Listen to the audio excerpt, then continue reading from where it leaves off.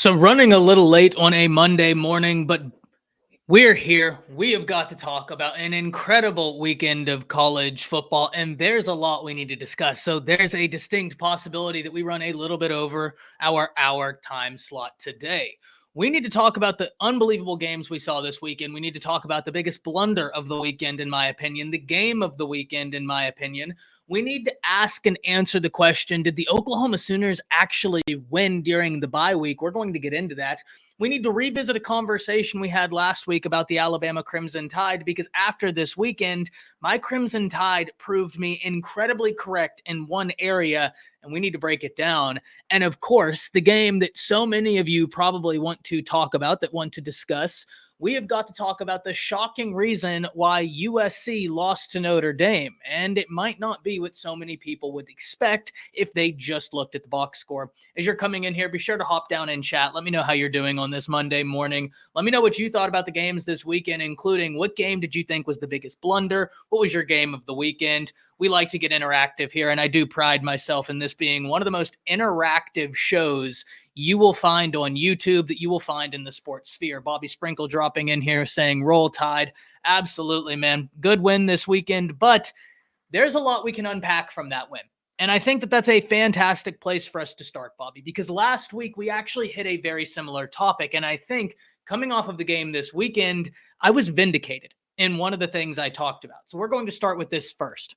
The biggest threat to Alabama is, and if I polled everybody watching this video, if I ran a video doing this, I think I'd get a lot of answers saying LSU, and deservedly so. That LSU offense is one of the best in the nation, genuinely. It's got to be a top 5 offense in the nation. It is wild how good that offense is, but that LSU defense is very much while trying to figure itself out. It is not that typical vaunted LSU defense. So with respect to LSU, I don't know that LSU is Alabama's biggest obstacle. And I'm not trying to say that they are not an obstacle. They are a really good football team. That is going to be a very tough game. And I don't think you can pencil in a win if you're an Alabama fan. I think I could get some responses back saying that Tennessee would be the biggest threat to Alabama. And once again, I could understand that with respect to Tennessee, even though the offense isn't clicking the way so many people anticipated, especially coming off of the season you just had. That defense is doing incredible work. I actually picked Tennessee to take down A&M this weekend, and the big reason was that defensive front. If you're asking me, hey, do you believe that Tennessee defensive front is going to be able to make enough plays against an A&M team that's still very much trying to figure themselves out, new quarterback, new offensive coordinator? I was going to pick Tennessee to be able to make those plays. So Tennessee defensively is a fantastic team. They certainly have a recipe to hurt Alabama with that pass rush and Alabama's inability to stop getting sacks. But I don't believe that Tennessee is the biggest threat to Alabama either. I think that they are a threat to Alabama, much like LSU. Once again, a game that you can no way pencil in a win if you're an Alabama fan with full confidence, because you have got to respect what Tennessee is bringing to the table. I know the offense isn't the offense they had last year, but this defense is vastly improved. No, I contend that the biggest threat to Alabama actually reared their ugly head this weekend. The biggest threat to Alabama actually played this weekend, and it was, in fact, the Alabama Crimson Tide. Let me explain this.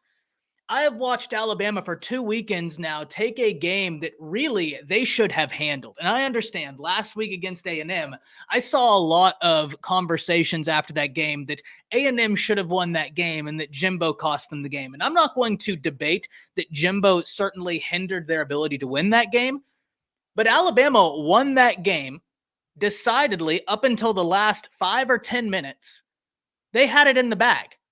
They had it in the bag while getting 16 penalties, 6 sacks. That game wasn't as close as the score indicated. And in fact, they had a block kick that they returned for a touchdown that got called back for the softest blindside block call that may have ever been called in college football.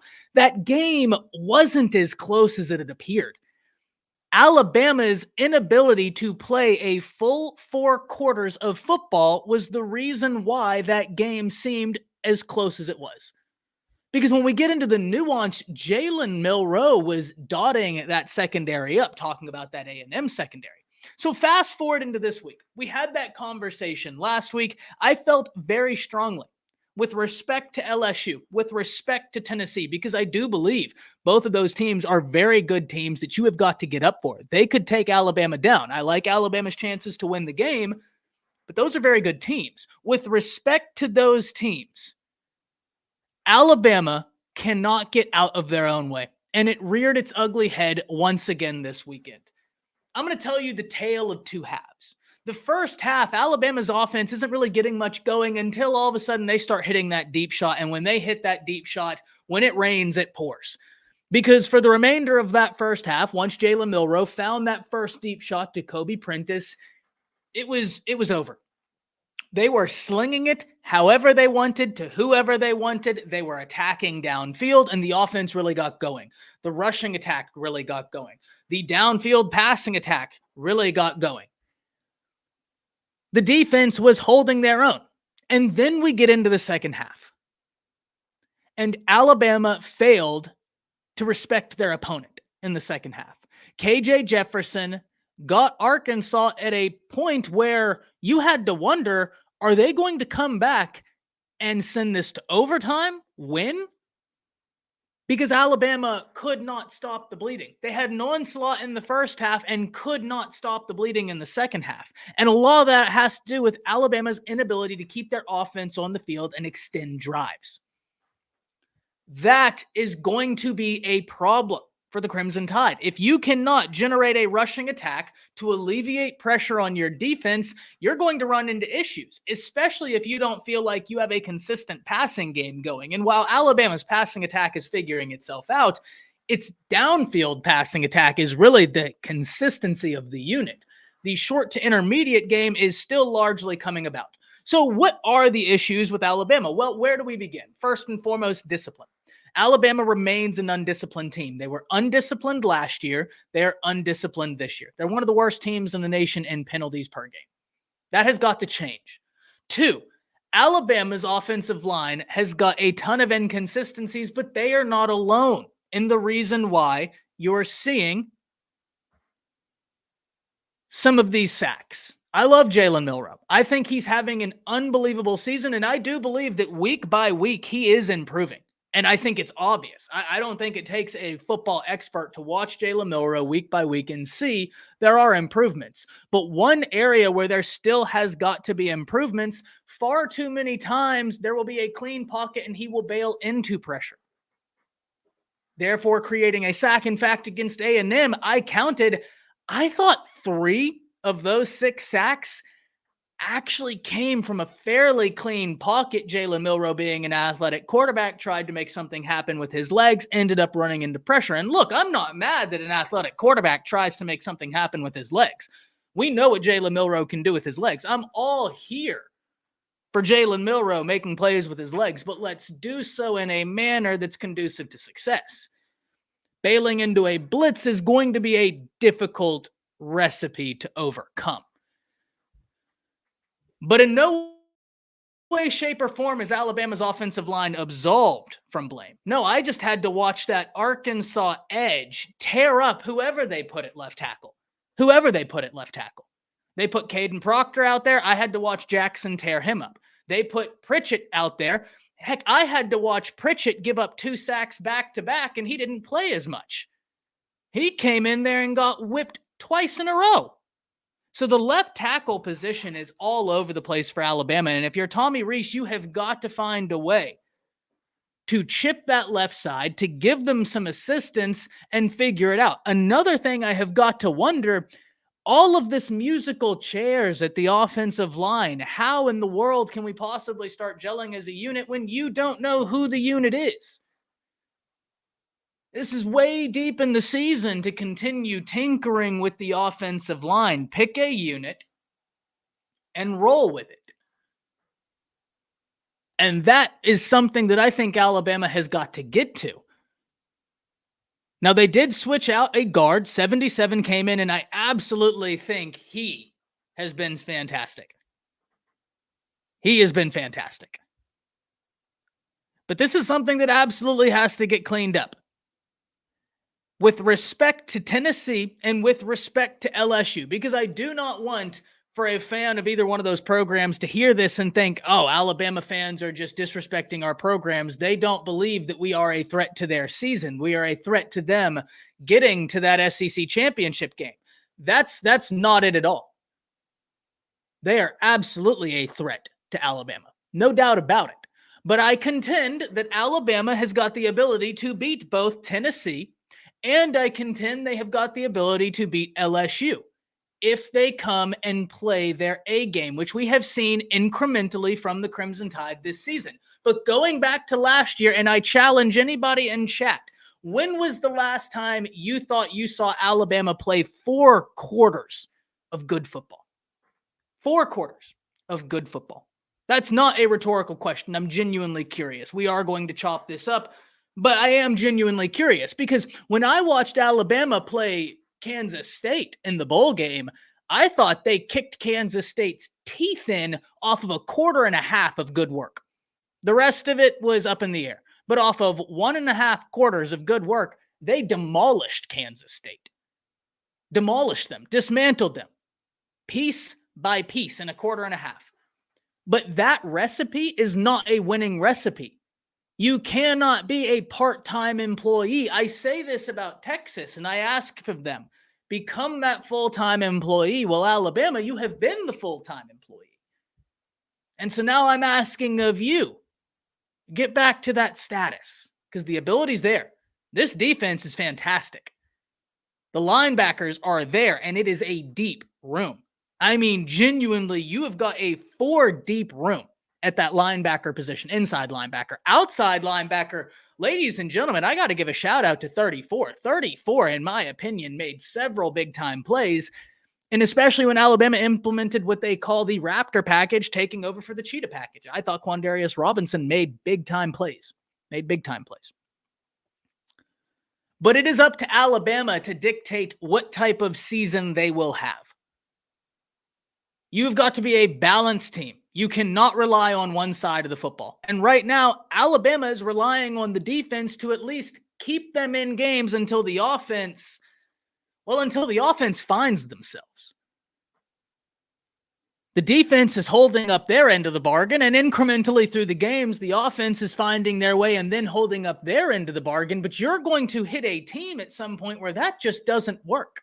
In fact, Alabama already hit a team this season where it just didn't work.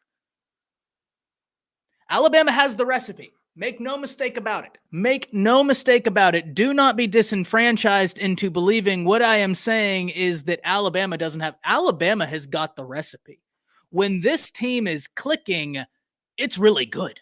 Really good, because this defense is sensational and the offense actually has the ability to be really dangerous when they're clicking. But Tommy Rees has got to call more consistent games. Jalen Milroe has got to continue his development, but he has been really good. The only thing I would really ask, continue that reading of the intermediate too short, but I must admit he's been much better, but watch bailing into pressure. That's really, if I had to give one knock to Jalen Milroe right now, that would be it.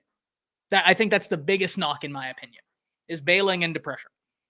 Because I think if you could get that situated, then you could get him more comfortable in understanding when he can take off and when he can't. And I think if he understands when he can take off, when he can't, that will almost assist this Alabama rushing attack, which will in turn assist the short to intermediate passing game. At least in my mind, that's how it works. Maybe I'm wrong. But I think logically that checks out. Alabama has to get out of their own way. They have all the ability in the world, but they have got to get out of their own way. Let's hit some comments before we move on. Reese has got to help out those tackles. Lucian, you are so correct, man. When they chip on that side, it's a world of difference. And Alabama has got so many talented tight ends. So many.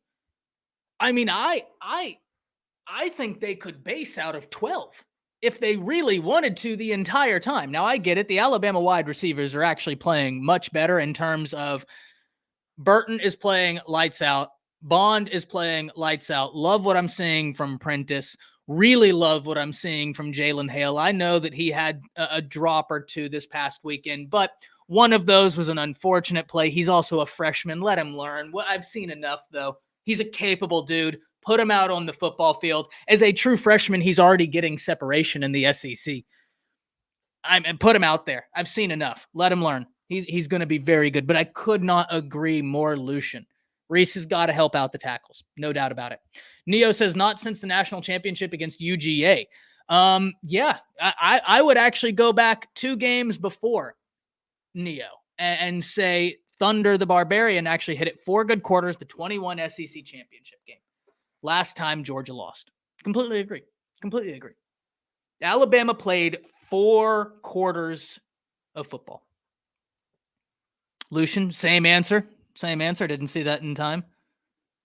Tommy Reese is also to blame. No doubt about that. I don't want to sit here and pretend like it's Milroe and the offensive line. No, and Lucian, I think we had this talk on the final whistle. If I'm assigning blame right now, number 1 is offensive line, because they can't even get their hands on cats right now. They can't even get their hands on cats right now. That's awful. That's awful. Number 1 would be offensive line. They're one of the worst offensive lines in the nation. That's earned. What do you want me to say? Number 2 would be Tommy Reese. Full stop. And then number 3 would probably be Jalen Milroe. So I completely agree with you, Lucian. No doubt about it. Jaden Roberts is the man. He has come in with a different attitude.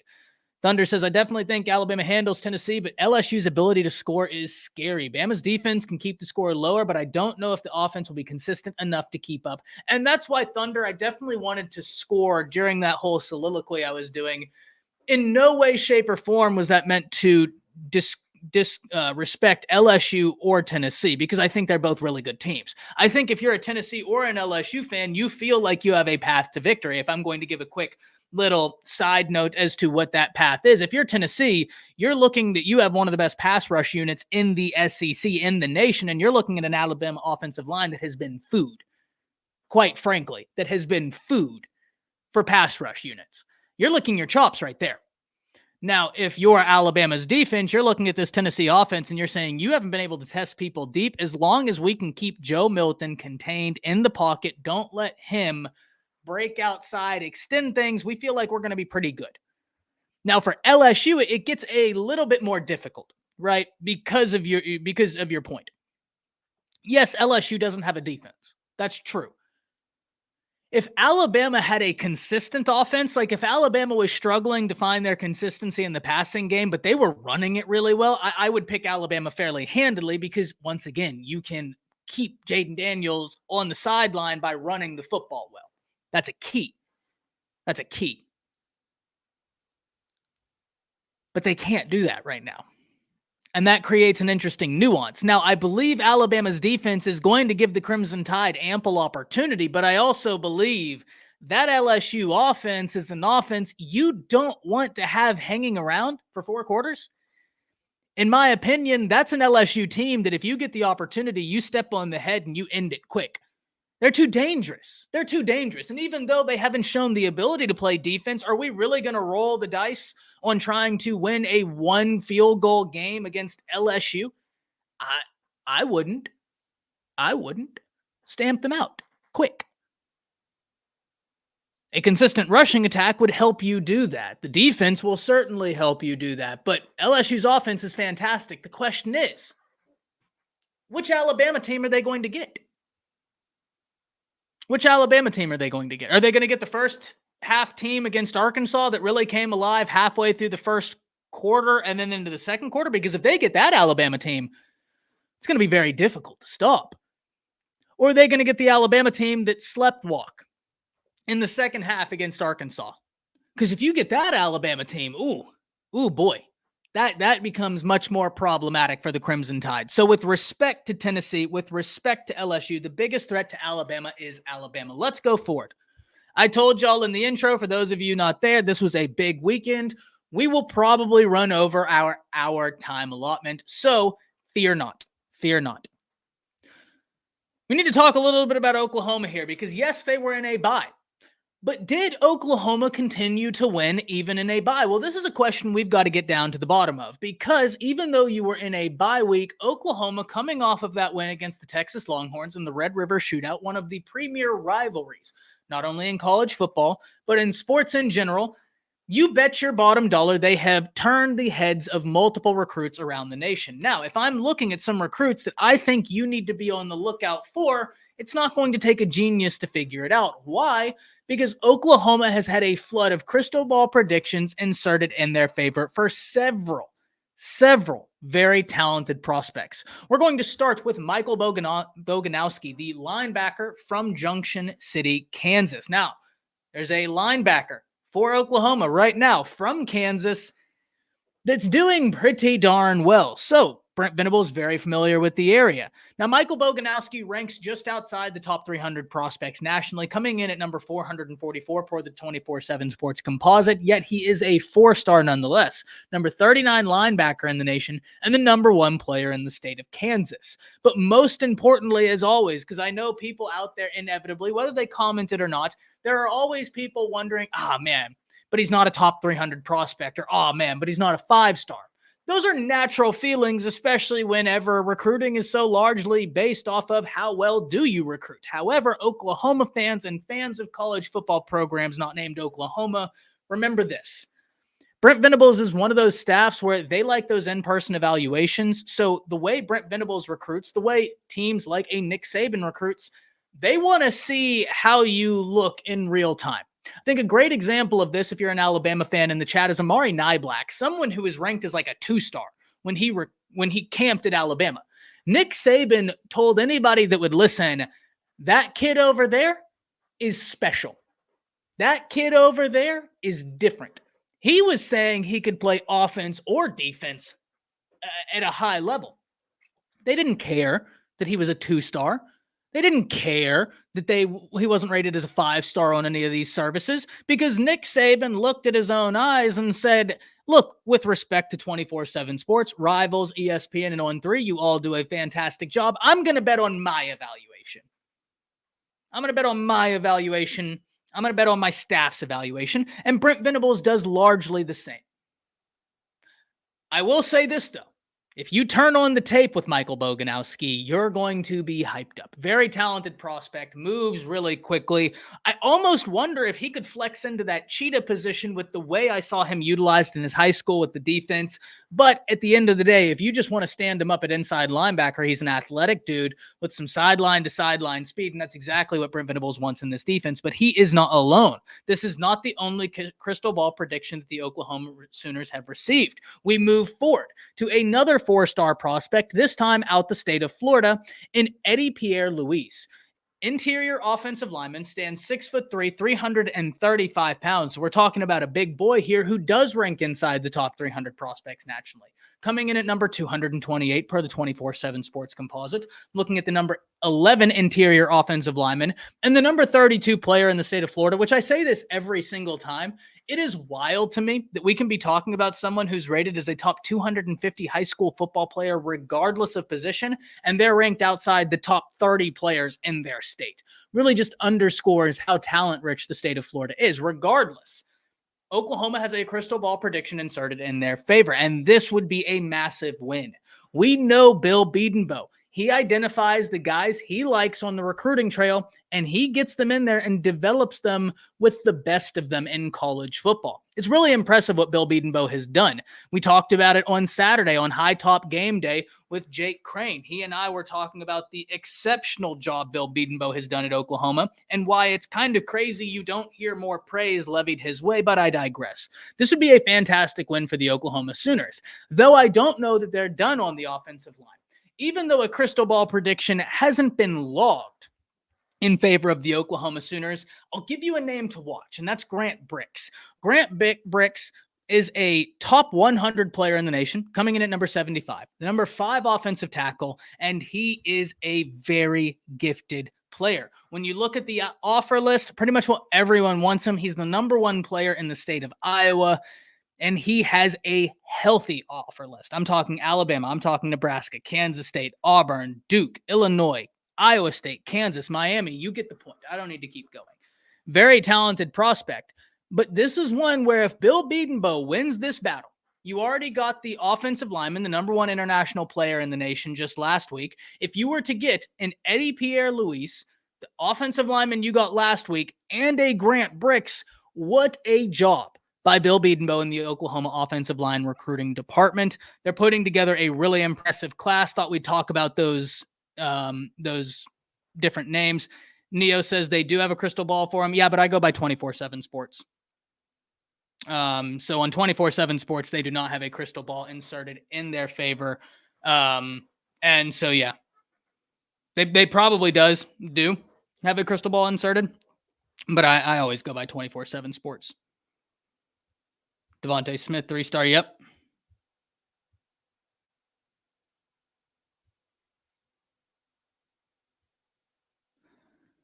Yep. So those are some names you absolutely need to be on the lookout for. Oklahoma still recruiting at a high level. We know that. That's no doubt there.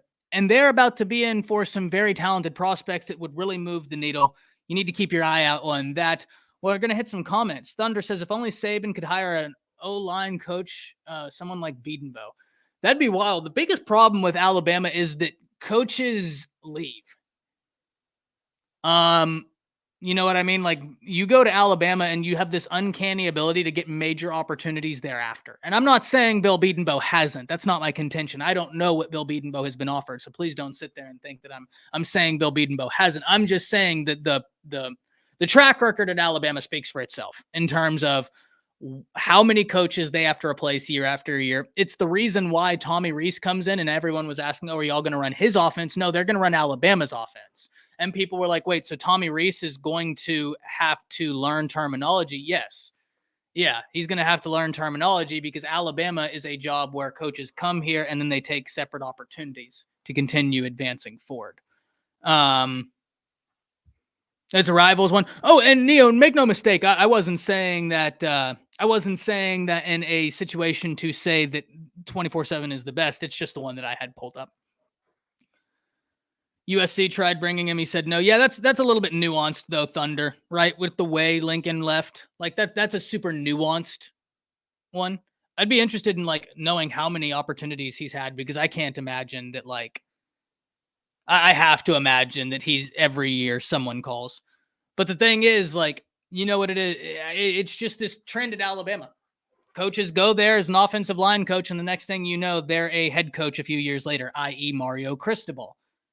Right? It's just what happens. Nick Saban and Alabama have an uncanny ability to bring in coaches and then them become head guys other places, and it really has created an interesting situation. But yeah, Bill Bedenbaugh is an unbelievable offensive line coach. No doubt about it, Thunder. No doubt about it.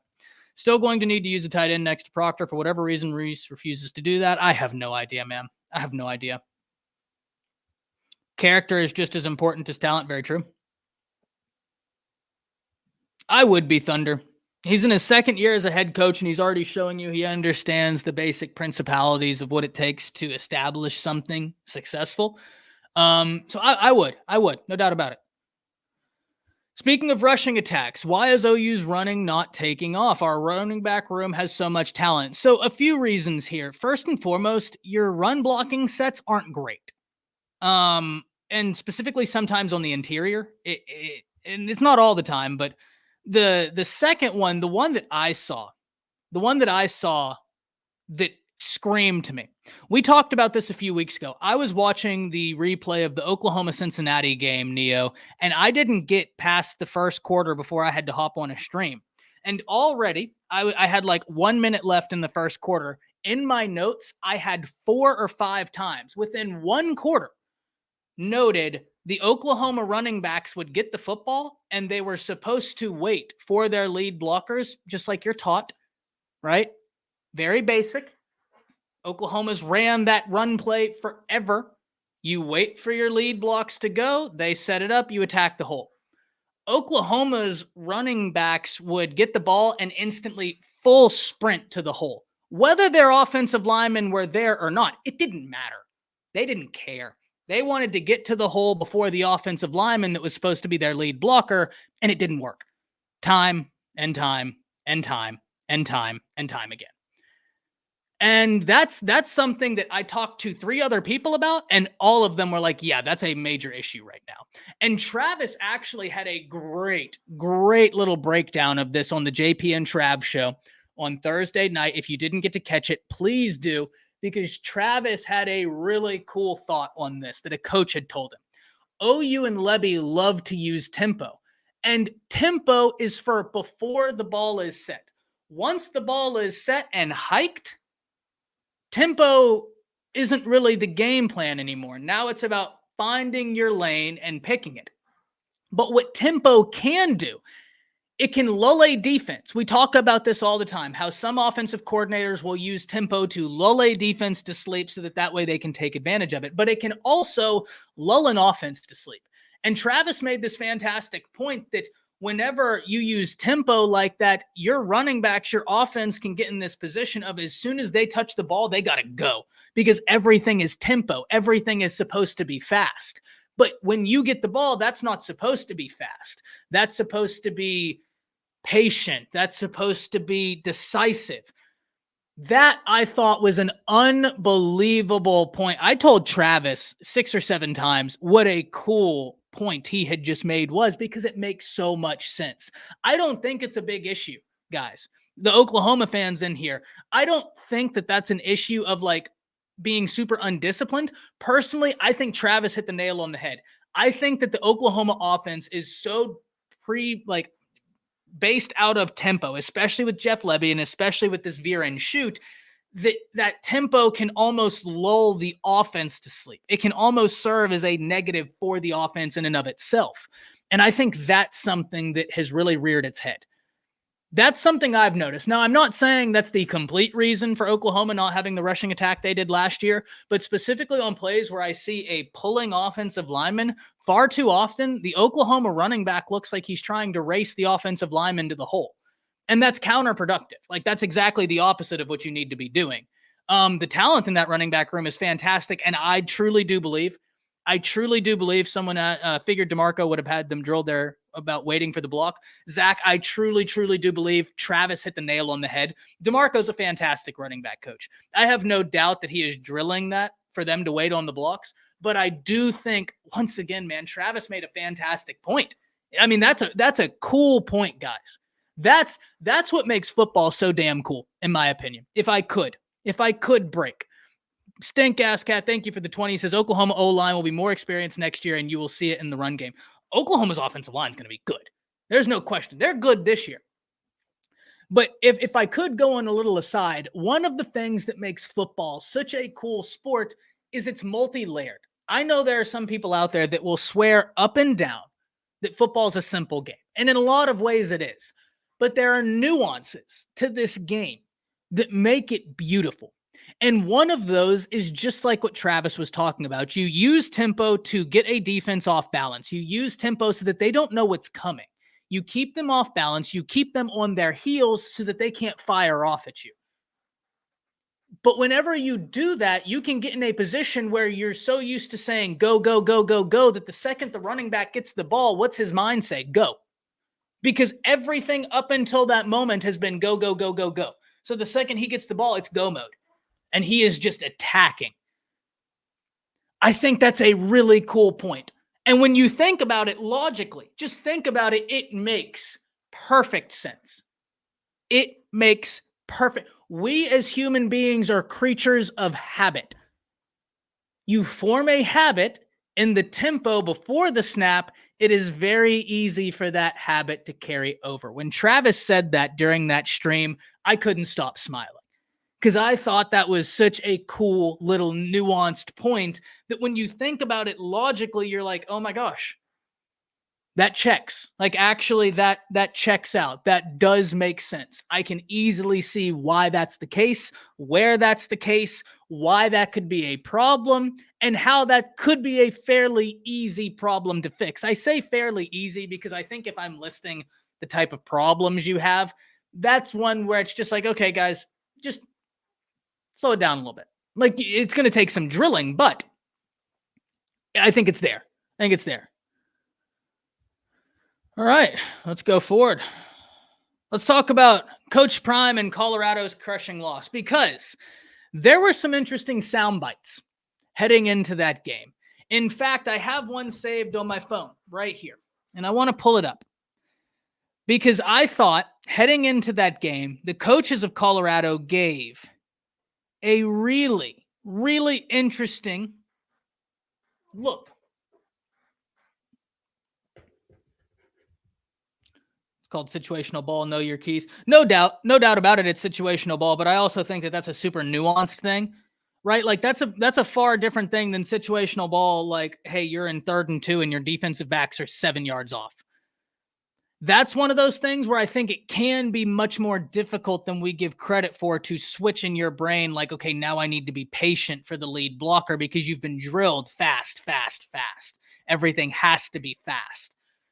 So it's just going to be really interesting to see how they adjust that. I would love to be in practice to see how they actually go about adjusting that. Sorry for the crashing noises. As you all know, iPhone is absolutely awful. If it doesn't see your face, it just won't let you open the phone. But Coach Thurman absolutely gave a chilling speech before that Stanford game. And I would encourage all of you to go to Folsom Frenzy Podcast's Twitter page and find the post because it's about 8 minutes and it's Coach Thurman and Coach Hart lecturing the players before the game. And they are giving them a recipe not only for success on the football field, but for life. Genuinely go listen to this. Coach Thurman starts this off by asking everybody in there who wants to go play in the NFL. Obviously, a bunch of people raise their hands, and he hits them with the very real yet harsh reality. The vast majority of people aren't making it to the NFL. The overwhelming majority of people aren't making it to the NFL. That's the truth. That's the hard truth. Average NFL career is what? I mean, it's negligible. How many people make it to their second contracts? It's negligible. We know the household names, but NFL is very difficult. Very difficult. And Coach Thurman preached to his players. He wasn't telling them that to say, give up. He was telling them that to say, hey, all of you want to make it to the NFL, but not all of you are practicing to make it to the NFL. He said some of you have the worst practice habits he's ever seen. Speaking to the Colorado team. Worrying about playing, worrying about this, worrying about the result instead of worrying about the process. You aren't result driven. You are process oriented. And that's how you find success. That's exactly how you find success. For instance, in creating YouTube content, views are important. Don't get me wrong. Right? Like you don't want to spend 3 hours watching a game, breaking it down, putting out a video with a thought of like why something happened and get 100 views. That sucks. But it's not about the views. It's about the understanding of incrementally increasing my knowledge on football and putting out something that even if only 100 people see it, if all 100 people that watched that thought, man, that was insightful, that was fun, that was entertaining, and now I feel like I have a better understanding, then I am far happier about that than if I put out a video that gets 5,000 views, people click off of it halfway through and said there was nothing of substance there. One of them gives me better results. One of them is process-oriented. I can promise you this, the one that's process-oriented, you keep grinding that out, that 100 views, that'll turn into 1,000 views, and then it'll turn into 10,000 views, and then 100,000 views. Because you're process-oriented. You're not result-oriented. You're going to worry about the wrong things if you're result-oriented. And Coach Thurman and Coach Hart preached this towards the Colorado Buffaloes. Do not be result-oriented. Be process-oriented. Have a plan. Always have a plan in life. We fast forward to Saturday evening, where the Colorado Buffaloes were whipping Stanford handily. And I must admit, even as someone who is as addicted to college football as I am, I too turned in at halftime because I was sitting there thinking Stanford has been bad. Not only this year, they've been bad. Let's be honest. I've talked about it before. That's one of the most crushing falls of a college football team, in my opinion, is Stanford. I always really liked Stanford because they were the cool Pac-12 team that still played that hard-nosed defense. Stanford's been bad. Let's call it what it is.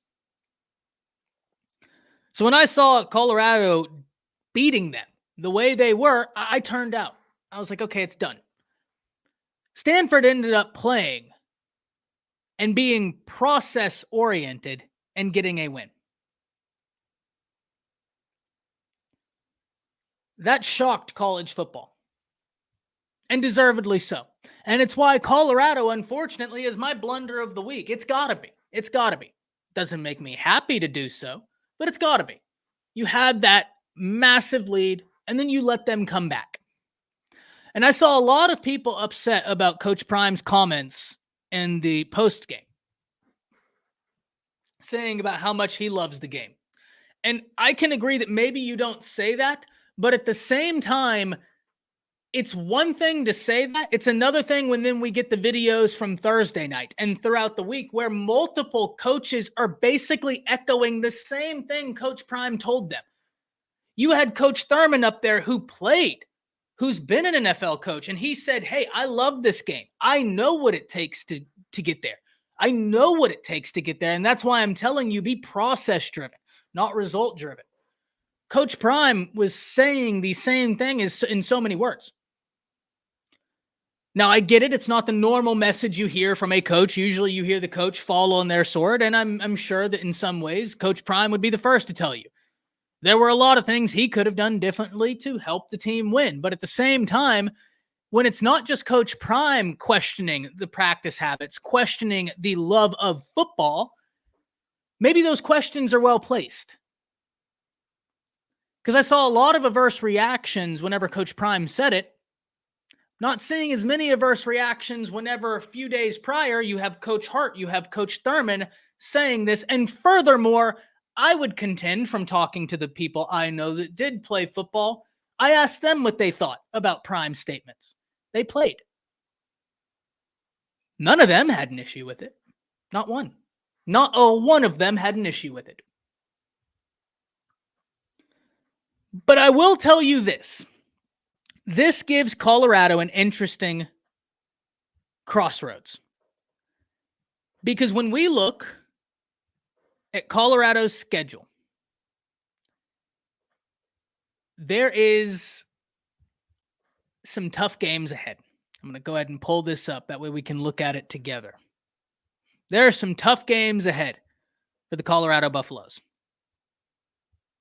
Let's check this out.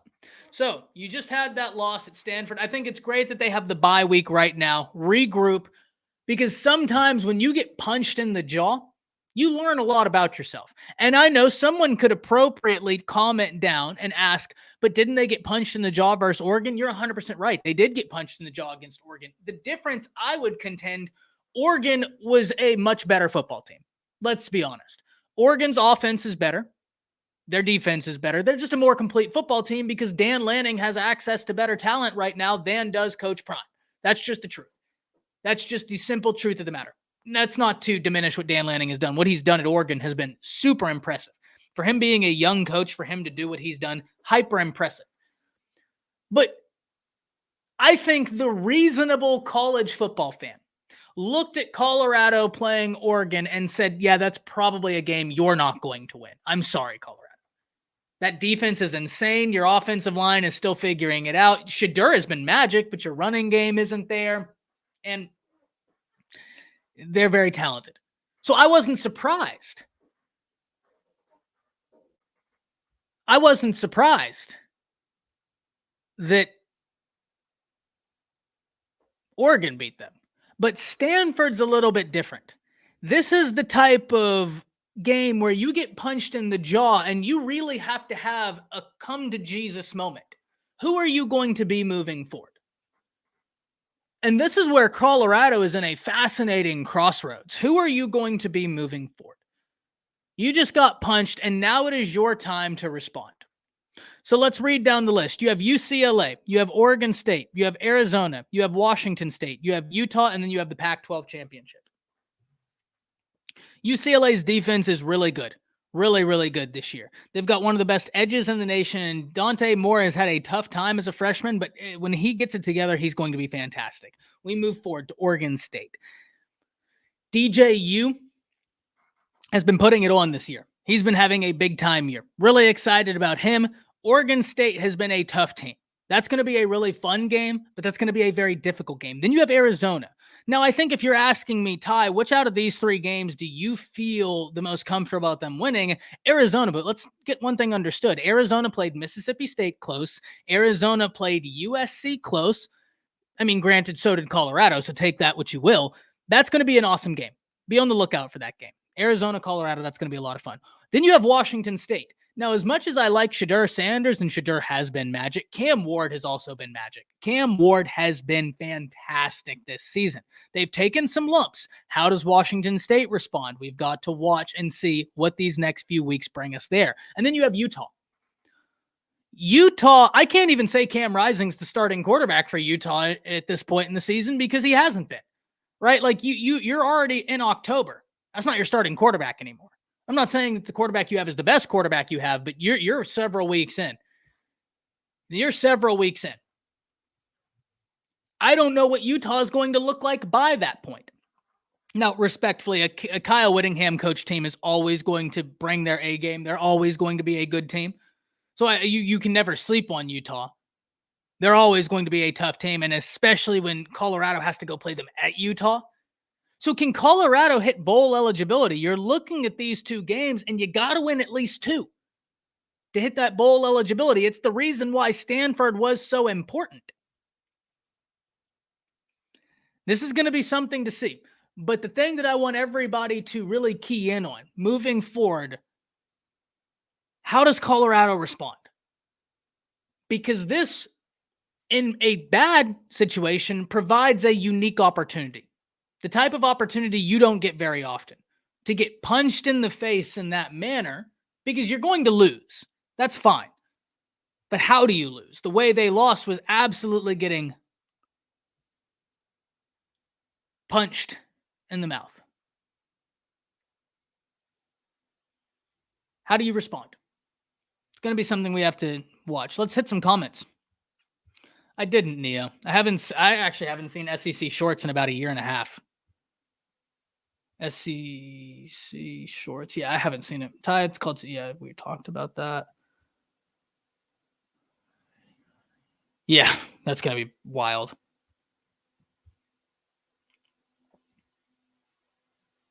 Yeah, I have some questions about the viability of building a roster through the transfer portal, right? And one of the things is you have several guys in the transfer portal that transferred because maybe they just were buried in the depth chart, and that happens. Maybe it's a really talented player who just didn't get the opportunity. He worked, he put his head down, he grinded at his current place, but he was buried, and you only have 4 years, so he wants to go get his shine. He transfers. That can happen. But also, there are a lot of players in the transfer portal who you're kind of having to gauge, why are you transferring? Right? And that's also important. Isn't it kind of an oxymoron to preach to be process-oriented and focus on football, then at the same time encouraging them to get their bag and the money? No, because NIL is a real thing. So no, I understand where this comparison would be made, but understand process-oriented is winning football games. I don't think that those 2 ideologies are mutually exclusive, Neo, because if I'm process-oriented and I handle my business, I continue practicing, I continue grinding, and I continue getting better, all of those things are also going to increase my economic viability to make money. So no, I do not expect those ideologies to be mutually exclusive in any way, shape, or form. No, I actually think that they can go more hand in hand than some would expect. I understand why you would say this, though, but I think that we also have to understand NIL is now a part of football. How can you maximize your NIL capabilities? Winning. Be process-oriented. Win. The better you do, the more you win, the more brands that are going to want to work with you. That's just the truth. It's why before Bryce Young ever took a snap at Alabama, he had over $1 million in NIL deals. Why? Because Bama was process-oriented. Those brands looked at it and said, we are far more likely to get national recognition in an NIL deal with a guy that will continue winning. So I understand the question, Neo, but I also think that there's a way to look at this that they're not mutually exclusive. They're not now saying that, Neo. They've been saying that. I guess, Neo, I'm missing your point. If you could retype in where your contention is here, because I think I might have missed a comment. Then why are they now pounding the process oriented and saying they have Coach Prime has questioned the practice habits several times before, and he has frequently stated, even as far back as being the head coach of JSU, to be process oriented. So that is not new by any stretch of the imagination. It's like the one smart comment, French. It's not about the guys you miss. It's about the guys you get. And that's what makes or breaks your program. True. That was about the only good thing he said. If CU wins one more game, it's a miracle. They've got some tough games coming up, no doubt. But Neo, definitely, I think I'm misunderstanding your point, and I think you actually have a really interesting point, that there's a really awesome conversation to be had. If you wouldn't mind retyping it, because I just think I'm missing it. That this is on me. I think there is a very interesting conversation to be had here, though, about the distinction between simultaneously being process oriented and how that's beneficial in the age of name, image, and likeness. I think it's a really interesting conversation to be had.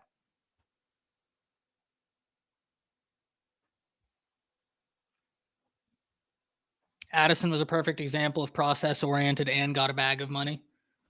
I think you could say that. I also think someone like a Jahmyr Gibbs or even a Bryce Young, right? Like Bryce Young. Bryce Young was process oriented, and he was one of the most valuable college football players in the nation in NIL. Right? I don't think that was like a mutually exclusive ideology. Now, I can understand how like they seem to be competing ideologies. Make no mistake about it. I easily see where those two things seem to be competing ideologies. But for every example of a player that we can say, oh, well, isn't that a proof of like this dereliction between these two competing thought processes? I think we can point to someone like a Bryce Young or someone like a Michael Penix Jr., who is benefiting from NIL, is getting a bag, and their being process oriented is a large part as to why they're getting such a big bag. So I think it's a fascinating conversation to be had. I really do, because I no doubt, I've always believed that you cannot serve too much. You can either focus on football and let the deals come to you, or you can chase the money and football suffers. I just don't think that those two things are mutually exclusive, Neo. Like, I think that if you focus on football, the better you play, the more process oriented you are, the more you're opening yourself up for opportunities that are going to be beneficial in terms of economic viability.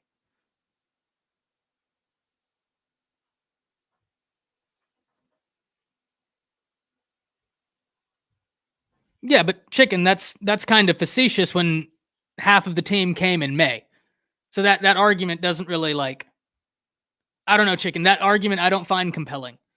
I understand what you're saying, but whenever half the team, like, I think the argument you would be much better served from a debate perspective to be making is trying to question the viability of building a roster via the transfer portal. I think that's going to be a much more conducive to success argument.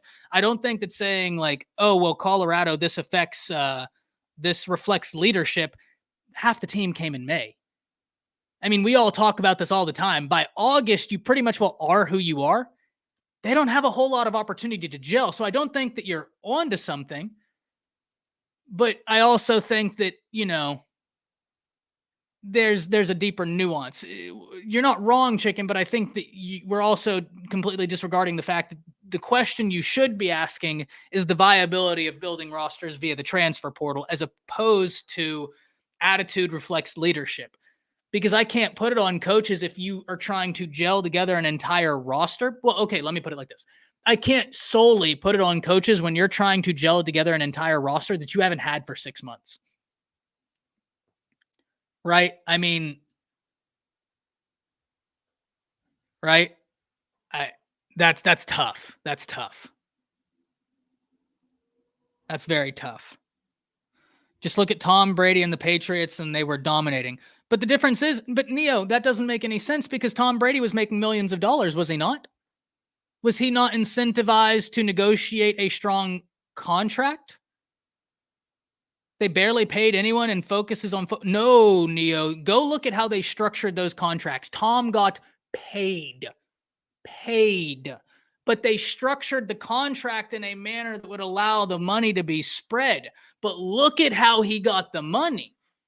And in fact, he had TB12. He had his own trainer that he then brought into the Patriots to try and then facilitate his. So I don't know that Tom Brady is an example I would give, because he released a TB12 book, a TB12 lifestyle, while he was playing. And a lot of that was starting when he was at New England and they were still winning. And then he went to Tampa Bay and continued to win. And if we're really asking why didn't he continue to win, Father Time is undefeated. So I hear you, but I think even with the Tom Brady example, you're once again pinning yourself into this situation where they're not necessarily mutually exclusive, because Tom Brady was still able to negotiate multi-million-dollar contracts, multi-million-dollar sponsorship deals with Uggs, with all of these places, do GQ shoots, do all of that, this, that, and the other, and still win Super Bowls. So I hear you, but I think that even proves further that it's not necessarily mutually exclusive. Ty, would you say this is a player-led team or a coach-led team? Well, in every situation, you want your players to be the leaders, right? Like, no doubt about it. The coach is the leader. But there's a reason why whenever you listen to some of these head coaches, they're like, yo, I can pick a quarterback, but largely the team will pick the quarterback, because the leaders kind of gravitate to some people. Now, that being said, there is a balance. There's an undeniable balance that has to be happening. But I also think, Chicken, there's a lot of nuance that's being completely forgotten whenever we're ascribing this notion to a team that built their roster differently than we've seen previously. I think that the correct question isn't necessarily about the leadership, but more about the viability of building a roster through the transfer portal, which then you can in turn question the leadership. But I think that the basis of the question needs to be about the viability of building rosters via the transfer portal. I think that's the base of the crux of the issue.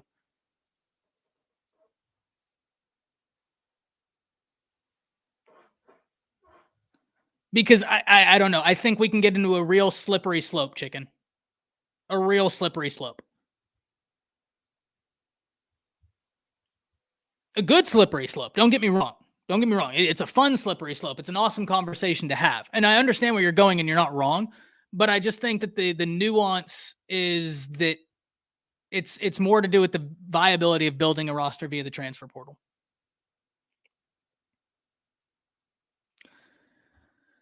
He made less than $20 million annually. Yes, Neo, but now they have.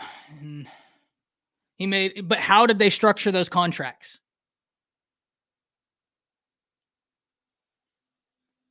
I understand what you're saying, Neo, but you're also like, you didn't address any of the points I made where he was still making millions of dollars a year, still pursuing deals outside of football that were incredibly lucrative, still doing a TB12 lifestyle. He had his snake oil salesman in the building trying to get to the. I just think that even the Tom Brady argument, from a debate perspective, skews heavily into the favor of that they're not mutually exclusive ideologies. Because already there are 5 points I gave, plus the understanding of the nuance into how he structured his contract. Like, your argument right now basically is that the point can't exist because Tom Brady was a player that won a bunch of championships because he chose to structure his contracts in a manner that still got him paid, but didn't affect the cap as so many other people did. That's why the financial attorneys that worked and the CPAs that worked with the Patriots and the Tom's agenting team, they're fantastic the way they structured those contracts from a CPA's perspective. But that doesn't do anything to then ascribe the monetary value he created himself off the field, TB12, UGG sponsorships, just to name two. I think in the argument of, well, how can you be process-oriented and then still pursue that? If you're using Tom Brady, he wouldn't have ever worked with UGGs. TB12 would never be a thing. The snake oil salesman that came in, that would have never been a thing. Like, I get your point, but I think even in the Tom Brady point, like, if your thing is you cannot be process-oriented and then get negotiations outside of that, and you give me Tom Brady, I just pointed to UGGs, TB12, his lifestyle book, his lifestyle diet brand, all of which came when he was winning Super Bowls. So I don't know that necessarily proves the point that they're mutually exclusive ideologies. Yes, he did structure his contracts vastly differently, but he also supplemented that with outside deals, which is completely analogous to the entire way this conversation started, which wasn't from some salary negotiations. It was, can you be process-oriented and find revenue outside that process? Tom Brady did. Because if we're talking about process orientation and finding revenue outside of that process orientation, then his deals he signed with the Patriots are of little to no importance to me because we're interested in deals outside the process of orientation.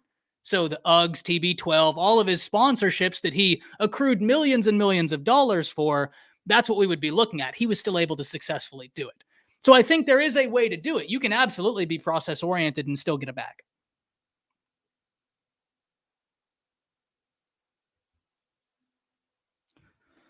Ooh, that's going to be interesting. JUCO to we're going to need some sample size for that. I don't know that I have enough sample size just yet. Thunder. Don't get me wrong, Neo. This is a fantastic distinction, though. So what time do I have to go? Well, they don't chase NIL deals, Neo. That's not how this works. They're not going out of class, getting in the Beamer, and then heading to the business, going in there, handing in a media card saying, please give me an NIL deal. These brands are coming to them. And in fact, you have some of your collectives that are facilitating the deal, much like an agent facilitates deals to their player. So yeah, I mean, I don't know, like, no, that's not at all how this works. That's not how this works. There are facilitations, and that's why you have collectives and then this, that, and the other. I mean, typically it's the brand coming to the player. I don't think that Travis Hunter had to go to, like, I'll put it like this. I don't think Jalen Milroe had to hit a plane, skip out on biology, hit the plane, go to LA to talk to Dr. Dre to get the beats. I think they probably just sent him a call. So when are meetings taking place? I mean, whenever. I don't know. Neo, when are meeting, what bearing would that have? I mean, you have 24 hours in your day. This is not making much sense to me, to be very honest. You have 24 hours in your day. If you're telling me that they're doing themselves a dereliction because they're having a 15-minute meeting, that's not reasonable. That's everybody has a 15-minute portion of their day where they probably do something that's not conducive to success, but they still are fine. Yeah, I just don't think that even the Tom Brady example, Neo, in my opinion, the Tom Brady example even moves us further in the direction that you can be process-oriented and remain incredibly lucrative. Let's hit this last topic. USC's shocking reason for the loss. Because whenever we talk USC, if I was to tell everybody that USC lost, and that USC lost to Notre Dame, and Notre Dame scored 48 points, I think everybody in unison would tell me USC's defense let them down. And I'm not sitting here telling you that USC's defense gave them a chance in this game. Because one of the things we've talked about in regards to USC is that you have got to be put in a situation where your defense can bail out your quarterback. Caleb Williams has bailed out USC every time. They were now in a situation where their defense needed to bail them out and they couldn't do it. But we need to be as objective as possible. Because that game wasn't as easy peasy lemon squeezy as saying Notre Dame scored 48, therefore bad USC defense. Caleb Williams put USC in bad positions time and time and time and time again. I can sympathize with your defense giving up a bunch of points if you as an offense are letting Notre Dame have it at the 20-yard line, at the 15-yard line, at the 30-yard line. 3 interceptions, 2 lost fumbles. I mean, in fairness, USC's defense half the game had to work with 20 yards and the red zone was right there. So Notre Dame was damn near guaranteed a field goal on half of those possessions. This is where it gets interesting, ladies and gentlemen, because if I would have told everybody that USC lost this game and that Notre Dame scored 48 points, everybody would have told me bad USC defense. And in no way, shape, or form am I saying that this was great USC defense. I'm not saying that. You still want your defense to be able to bail you out, and they couldn't. This is a defense that's not good in USC, and they couldn't bail the offense out. But the offense, knowing that the defense isn't good, They doused the defense in gasoline and asked them to go play at Burning Man. That was a recipe for disaster from the rip. And if you're USC, unfortunately, I don't think Notre Dame is your toughest test. I don't. You have to go to Eugene. You have to take on Washington. I mean, listen, guys, if this USC team looked that out of sorts against Notre Dame, I contend that Oregon has both a better offense and a better defense than does Notre Dame. I know Washington has got a better offense. Did y'all catch Michael Penix this weekend? Goodness gracious. This is an interesting game because I swear, if I was to have just looked at this score, everybody would have thought it was the defense. But USC's offense collapsed to extreme proportions. Some of those interceptions were a result of the offensive line just not giving Caleb the time and him seeing, hey, I have a guy, I can give him an opportunity, but I can't set my feet and make a great throw because I got some dude bearing down on me. USC lost that game in every facet.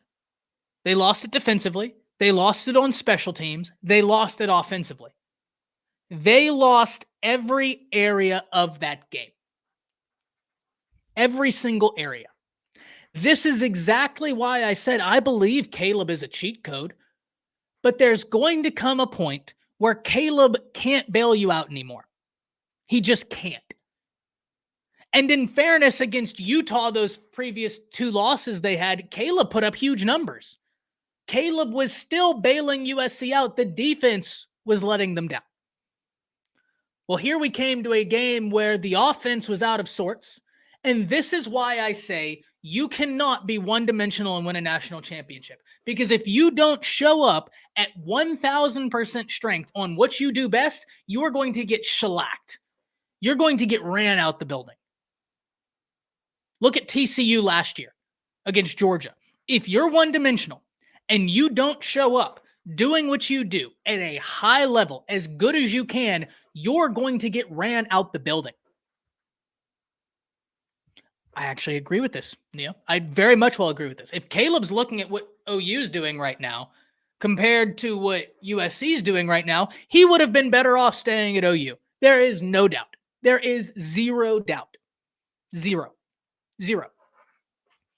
And most of you in here have been around the channel long enough to know even when Clay Helton was at USC, I was begging USC to be good.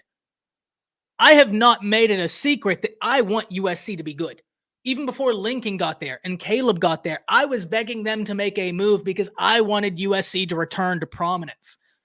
I've wanted them to make the big move. I've wanted them to get the good quarterback because college football is more fun when USC is good, quite frankly. But you can't be one-dimensional, man.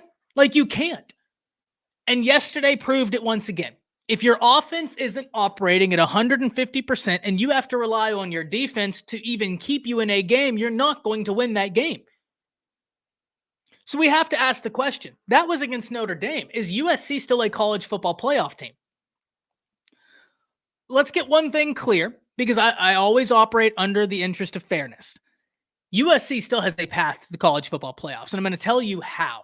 Because of their schedule. Because if USC goes out here and they beat Washington, they beat Oregon, they beat UCLA, they beat Utah, and then they win a Pac-12 championship, rematching probably Washington if Washington wins out, they'll get into the college football playoffs because that will be very impressive. Let's call it what it is, right? Even if you're not a fan of USC, if they rattle off those wins, living in if world, if they rattle off those wins, they're in. That's impressive. That's impressive. You would have beaten a lot of ranked teams. You wouldn't have beaten 2 top 10 ranked teams. One of them twice. That's wild. Fair. I have very serious doubts about their ability to run the table with this schedule. I have very serious doubts about their ability to run the table with this schedule. I think Utah is going to be a tough out. I think Washington is unbelievable. And if you want to talk about needing a defense, go out there with no defense and try and stop Penix. Please, go. It's going to be a long day. It's going to be a long day. He's playing at as high of a level as anybody in college football. What I saw from him against Oregon, nah. Your defense better come to play, or else he's going to torch you. He will torch that defense if they don't show up. Oregon? I mean, Oregon has got all the ability in the world as well. USC's in an interesting position. A very interesting position. Because I'm not convinced that they win the rest of their schedule because, ladies and gentlemen, I'm not convinced that Notre Dame is the best team that they face left. I would actually bet everything that they're not. Oregon's better. Washington's better. If Utah was healthy, I'd say they were better, but Utah is Utah. UCLA's defense is really good. I don't know that UCLA as a team is better than Notre Dame, but I know that UCLA defense is as good as the Notre Dame defense. I know Dante Moore is an incredible talent. It's all about whenever it clicks. He's a freshman. It'll take some time. USC has a problem. They've got a big problem. And do you want to know what makes this problem worse? You move leagues next year. You're going to the Big Ten. They don't play this style of football that says, hey, let's not worry about defense. Let's just score a bunch of points. That's not their style. And you want to know who you're not going to have? One of the biggest cheat codes we've seen in a while, Caleb, who wasn't perfect against Notre Dame, who actually probably had his worst game of his college career. I'm actually going to say it. If you're asking me, not that my opinion matters, that was the worst game Caleb Williams has played in a college uniform. I don't know that it's close. Moment was big, and you gave Notre Dame the ball in their own territory how many times? I mean, you're not going to win that game. I don't care. You're not going to win that game. He's not there next year. Malachi Nelson's going to be a good quarterback. I have faith in him. I loved what I saw from him out of high school. I think he'll make that jump. I like Miller Moss a lot as well, if I'm being honest. I think Miller Moss is a really talented quarterback. They're not Caleb. They're not Caleb.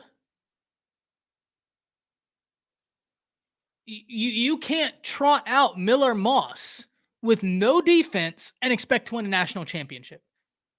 He'll look good. I have no doubt. Miller Moss will make some plays. He's a good quarterback. I really do believe that. I'm not going to lie to y'all. I actually do like their backup quarterback. Just keeping it 100% real, I really like USC's backup quarterback. I think he's got a lot of ability.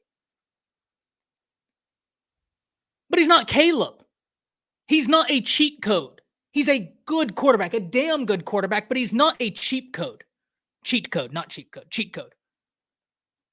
And I said this at the beginning of the season. And I had some USC fans say, oh, so we have to get to the 54th defense. And the reason why that's important is because the lowest ranked scoring defense to win a national championship since 2000 is 2010 Auburn, coming in at 54th. You've heard me all the time say this. You want to know the difference? That had Cam Newton.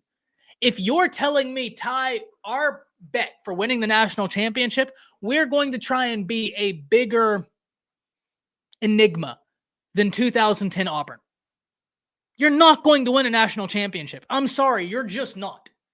You're not going to tell me you have a cheat code that's a bigger cheat code than the biggest cheat code that's ever been in football, in my opinion, Cam. You don't have it. You don't. And I don't think your defense is number 54 in the nation. I love Caleb. I think he's very talented. Your defense isn't that good. That Auburn defense was better. I mean, I don't know. I cannot wait to see where USC goes from here. I cannot wait. Because they, like Colorado, have an impasse. They, unlike Colorado, don't have the bye week to sit and think about it. So, look, USC's in trouble. Not in terms of like having a losing season. That was supposed to be a college football playoff team. I don't think they are.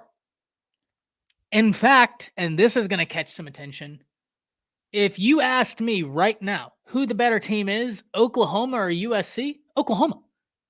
You notice how little thought I had to put into that? Oklahoma. I would pick Oklahoma to beat USC in a neutral field today because that Notre Dame defense got a lot of turnovers, right? You seen what Oklahoma's doing? Generating turnovers? And they can score? Yeah, I'm going to pick the complete team. I'm going to pick the complete team. That's just what it is, guys. Like, I know that might be a little bit of a hot take, but it is what it is. It is what it is. USC is not in a better position right now in terms of a 5-year outlook than is the Oklahoma Sooners. They're not. They're not. Oklahoma has a guy in their back burner that they love, and you're moving to the SEC, and you're recruiting like you're moving to the SEC. You're recruiting very well. In the transfer portal, in recruiting, I mean, Brent is giving you those full meals we talk about over here. You're not getting that over there. You're not. I want USC to be good. Right? I don't like how I agree with Oklahoma fans. I hate the way Lincoln left. That was wrong. But I don't personally have like the beef with Lincoln, right? I'm just calling it like I see it. And in fairness, I started calling it like I saw it his last year at Oklahoma, where I kept saying, you're winning, but something's not right. I never could put my finger on it. And now we know. But right now, there's no question. 5-year outlook, I know OU's moving to the SEC. I get it. Look at the turnaround in 1 year. Look at the recruiting. Look at the turnaround. Look at the recruiting. Look at the staff. I give that far more of a chance of success than USC, who hasn't shown any ability to put together a defense you have faith in, and they don't have a cheat code. USC wins through Caleb Williams right now, even though this is the soundbite, ladies and gentlemen. This is the soundbite, and this is how we're going to have to end this. Well, we do have one more topic that we'll lightly get into, but this is how we'll end this segment. This is the soundbite. USC wins through Caleb Williams. If he doesn't take them to the victory, they're not winning. OU utilizes Dillon Gabriel's ability to achieve victories. Do you see the distinction there? OU is not looking at Dillon Gabriel saying, well, shit, if you don't get it done for us, we don't have a chance. That's not what's happening there. That's not what's happening there. They're relying on Dillon Gabriel's veteran abilities, but there is a clear distinction to be had between having your whole team go through one person and then saying, hey, you're a veteran quarterback. You can win us some games. You have a defense. You've got some talent. Be you. That's a very important distinction to be made here. One of them is team football. The other is individual football. And it's not Caleb's fault. But right now, he is the team. Last little bit. Jimbo on the hot seat. Guys, I'm not going to take long on this. You've been great in here. Shout out to Shady Mile. Got to give them a quick shout out real fast. I can't speak enough about this brand in terms of being a brand that worked with me as a small content creator, putting their faith in me. They saw the community we've built here, and they were enamored. They loved it. They saw the relationship we have in the streams. They loved the lives, and they wanted to send out their Shady Mile bourbon. We got the rye. We got the rye bourbon. We got the wheat bourbon. And one of the cool things about Shady Mile, it's one of the oldest distilleries in Kentucky. So you're getting a quality product at a quality price point, and that's what I really want to hinder on here. You're talking about a brand that's family-owned, that's been synonymous with Kentucky whiskey for a long time, one of the 10 oldest distilleries in Kentucky. That's how you know it's real. But their goal is providing you a quality product at a quality price point, and personally, that's what I think makes Shady Mile different. They have you, the consumer, in mind at all phases of the experience, whether that's taste, whether that's actual smoothness, or most importantly, how much you're breaking the bank to be able to enjoy your beverage of choice. Shady Mile absolutely has you covered. Let's hit this comment real quick. Thunder with the 1999. Thank you so much for the donation, man. Disagree. Caleb wishes he was at OU still. You pick Lincoln Riley for a reason, and I don't think he wants to play for BV because BV is demanding. You know, I mean, listen, it's hard for me to disagree with you, Neo, or with you, Thunder, because I know Neo's the one that made that comment. And Neo, I still do agree. I still do think that there's a certain part of Caleb that as a competitor is looking at what OU is doing and saying that team with me on it could be a national championship team. The defense is improved, right? Like even if OU's defense at the end of this year finishes as the number 20 defense in the nation, that's in line with what we've seen. You can win a national championship with the number 20 defense. We've seen it. We've seen it, especially with a talent like Caleb, with a coach like BV. So I do give credence to that. But Thunder, I do think you hit a very realistic point here. That Lincoln Riley is a major catalyst for Caleb. And that's a very real point. That's a very real point. So very well received. Very well received. I'd kind of forgotten about that. So I easily see both sides here. I don't want to sit on the fence in this issue, but I do think this is an issue where it is reasonable to sit on the fence because I do believe both sides have got a reasonable point. I think the competitor in Caleb probably looks at Oklahoma and acknowledges if I'm on that team, sky's the limit. But I think that maybe the quarterback in Caleb is like, yeah, listen, I could have rolled that dice, but I'm going to roll the dice on Lincoln because of the results he's put into the draft. So I think you're very well placed there.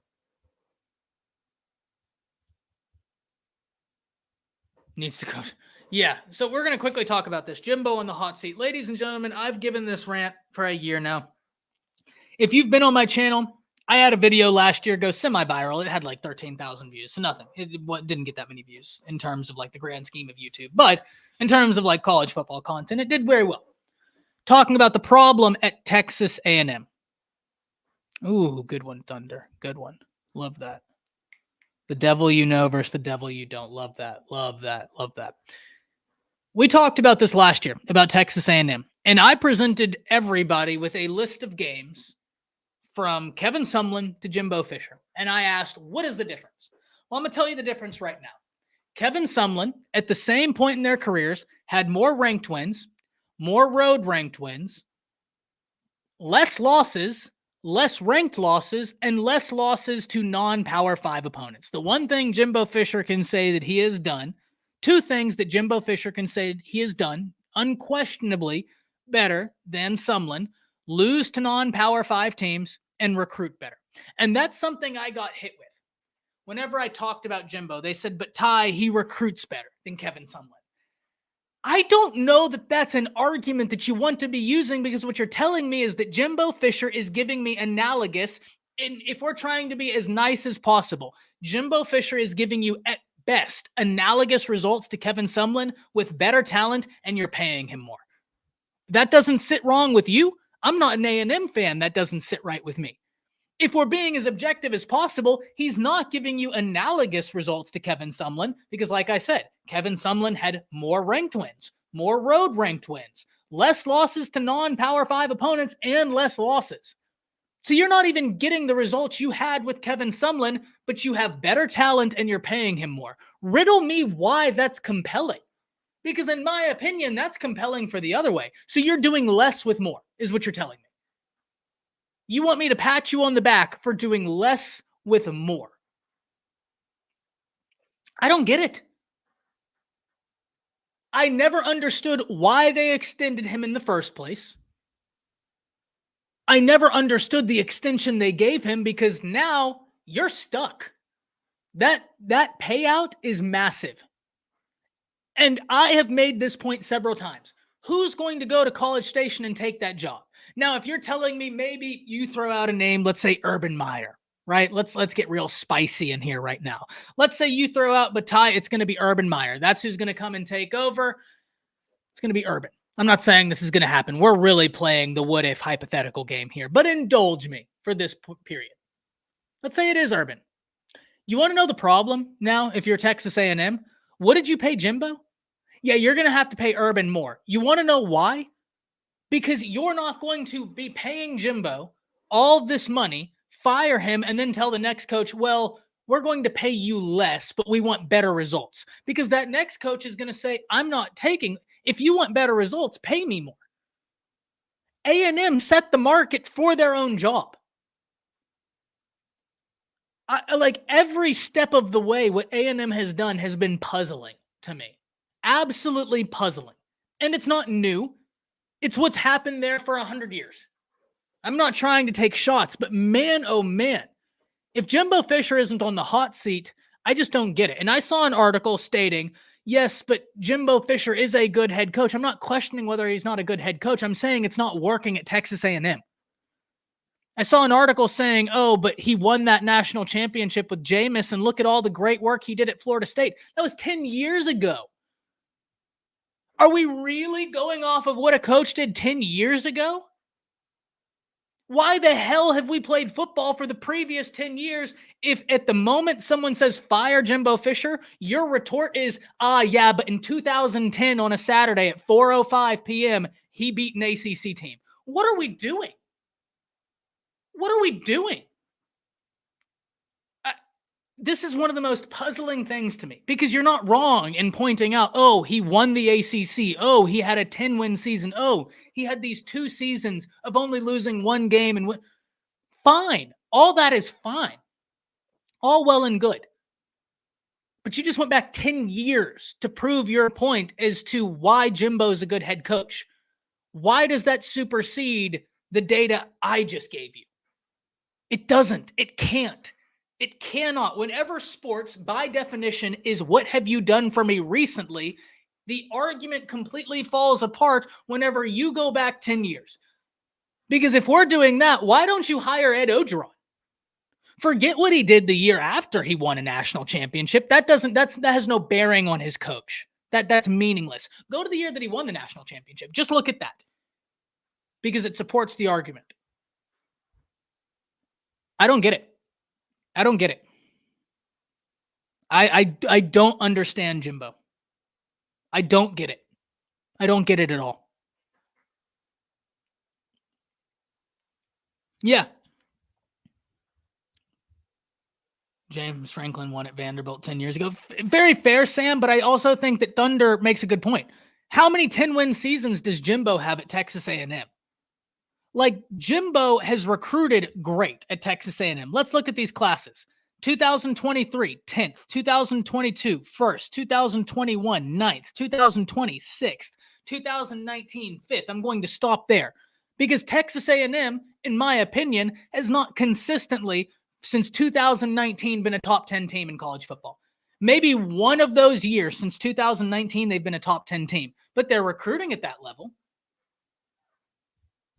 So you have access to all this talent, and you're not getting 10 wins. And I don't disagree. I think there is a conversation to be had about James Franklin, Sam. I do think you're right. We've talked about this on the podcast. Jay has brought this up.